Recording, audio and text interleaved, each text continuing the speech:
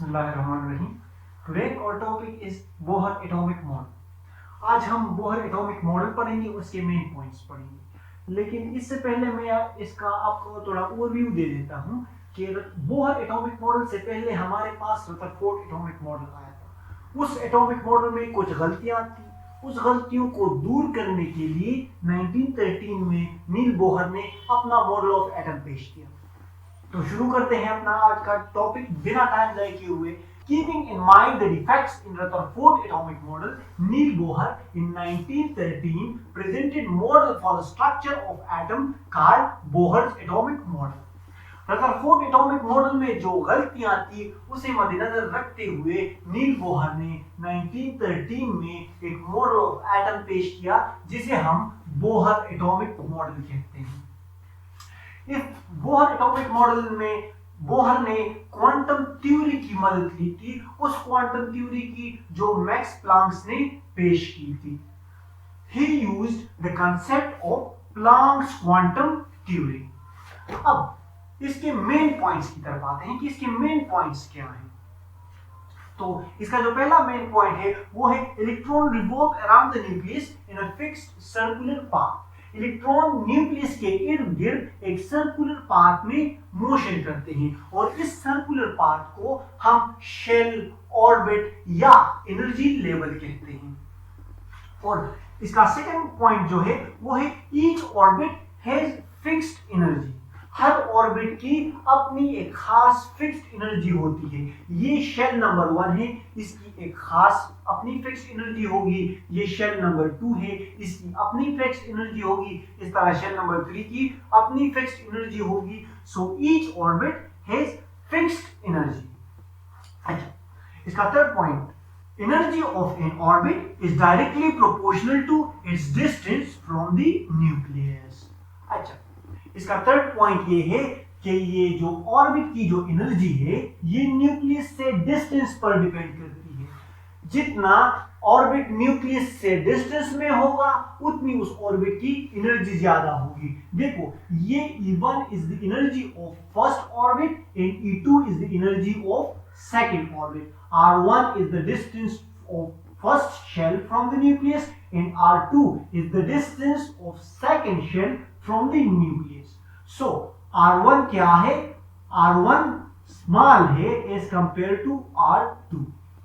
तो एनर्जी क्या होगी? Energy E2 will be greater than E1, क्योंकि हमने पढ़ा था कि जितना डिस्टेंस ऑर्बिट का न्यूक्लियस से जितना डिस्टेंस ज्यादा होगा उतनी उसकी एनर्जी ज्यादा होगी। तो R2 ज्यादा है, इसलिए E2 की एनर्जी हमारे पास ज्यादा है। अच्छा, इसके फोर्थ पॉइंट की तरफ आते हैं कि इलेक्ट्रॉन डू नॉट रेडिएट और observe energy when it moves in an orbit. Electron हमारे पास ना तो एनर्जी ऑब्जर्व करेगा और ना एनर्जी रेडिएट करेगा।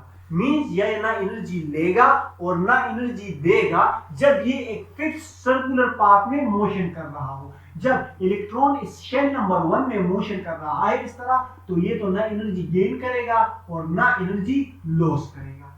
सही है।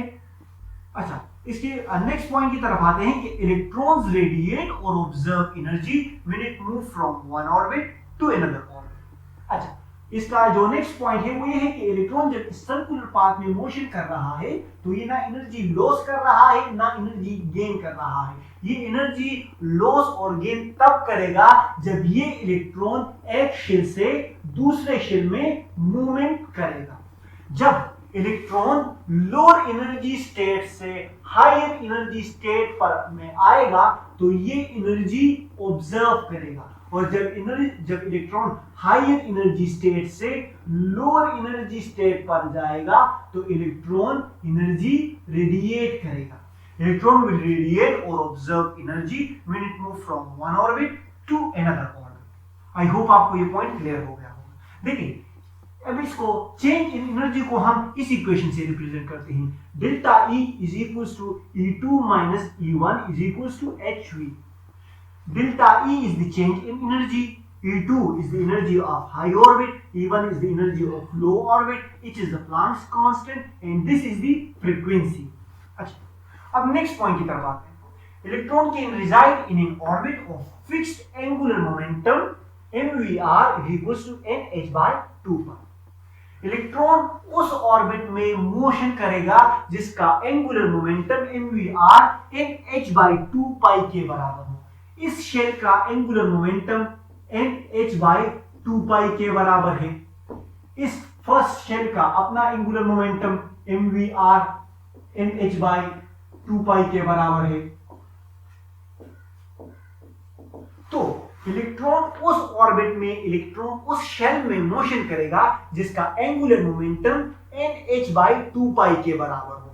देखो अब इसके दरमियान इलेक्ट्रॉन नहीं रह सकता। इस फर्स्ट शेल और सेकंड शेल के दरमियान ये जो स्पेस है इसमें इलेक्ट्रॉन रिवॉल्व नहीं कर सकता। क्यों? क्योंकि इस स्पेस में के दरमियान हमारे पास angular momentum nh by 2 pi के मुताबिक नहीं बन रहा। इसलिए इलेक्ट्रॉन उस शेल में, उस ऑर्बिट में मोशन करेगा जिसमें angular momentum of electron is the integral multiple of h by 2 pi. And the next point is that these shells are named as K, L, M, N, and they are also numbered as 1, 2, 3, 4, where K is equals to 1, L is equals to 2, M is equals to 3, and so on. देखें इस shells को हमारे पास, मतलब ये first shell है तो इसको हम इस नंबर से भी रिप्रेजेंट कर सकते हैं, मतलब फर्स्ट शेल, सेकंड शेल, और इसको हम नेम से भी रिप्रेजेंट कर सकते हैं, मतलब K shell, L shell. I hope आपको ये पॉइंट्स भी क्लियर हो गए होंगे। अभी भी क्लियर नहीं हुए तो खुलासा सुन लें, आपको समझ आ जाए। देखिए 1913 में बोहर ने अपना एक मॉडल ऑफ एटम पेश किया, बोहर्स एटॉमिक मॉडल। इसने प्लांक्स क्वांटम थ्योरी की मदद ली ताकि बोहर मॉडल में जो गलतियां थी उसको ओवरकम किया जाए। फिर इसने मेन पॉइंट्स पेश किए। इसने कहा कि इलेक्ट्रॉन न्यूक्लियस के इर्द गिर्द सर्कुलर पाथ में मोशन कर रहा है। इस सर्कुलर पाथ को हम शेल, ऑर्बिट और एनर्जी लेवल कहते हैं। हर ऑर्बिट की एनर्जी फिक्स्ड होती है। Energy of an orbit is directly proportional to the distance from the nucleus. जितना शेल न्यूक्लियस से ज्यादा डिस्टेंस में होगा उतनी उस शेल की एनर्जी ज्यादा होगी। मतलब E2 इस न्यूक्लियस से ज्यादा डिस्टेंस पर है इस कंपेयर टू E1, तो E2 की एनर्जी ज्यादा है इस कंपेयर टू E1। अच्छा, इलेक्ट्रॉन जब न्यूक्लियस के इर्द गिर्द इस सर्कुलर पाथ में मोशन कर रहे होंगे तो ये तो ना एनर्जी रेडिएट करेंगे ना ऑब्जर्व करेंगे। इलेक्ट्रॉन एनर्जी रेडिएट और ऑब्जर्व तब करेंगे जब ये एक शेल से दूसरे शेल में मूवमेंट कर रहे हों। जब इलेक्ट्रॉन हाई एनर्जी स्टेट से लोअर एनर्जी स्टेट पर जाएगा तो ये एनर्जी रेडिएट करेगा, और जब ये लो एनर्जी स्टेट से हाई एनर्जी स्टेट पर आएगा तो ये एनर्जी ऑब्जर्व करेगा। और इसका ये जो चेंज इन एनर्जी है delta E is equals to E2 minus E1 is equals to hv, where this is the frequency। और इलेक्ट्रॉन उस सर्कुलर पाथ में, उस ऑर्बिट में मोशन करेगा जिसका angular momentum mvr nh by 2 pi के बराबर हो। मतलब इस फर्स्ट शेल का angular momentum mvr nh by 2 pi के बराबर है। इसलिए इसी तरह इस सेकंड शेल का भी angular momentum nh by 2 pi के बराबर है। अब इलेक्ट्रॉन इन दोनों शेल्स में किसी में भी मोशन कर सकता है, लेकिन इलेक्ट्रॉन इसके दरमियान में जो स्पेस है इसमें मोशन नहीं कर सकता, क्योंकि यहाँ angular momentum nh by 2 pi के मुताबिक नहीं बन रहा। इसलिए electron will not reside in space between them. Okay, so I hope आपको समझ आ गया होगा। अभी भी नहीं आया तो कमेंट सेक्शन में पूछ सकते हैं। वीडियो अच्छी लगी हो तो चैनल को सब्सक्राइब करें और बेल आइकन दबाना ना भूलें ताकि आपको नोटिफिकेशन आती रहे।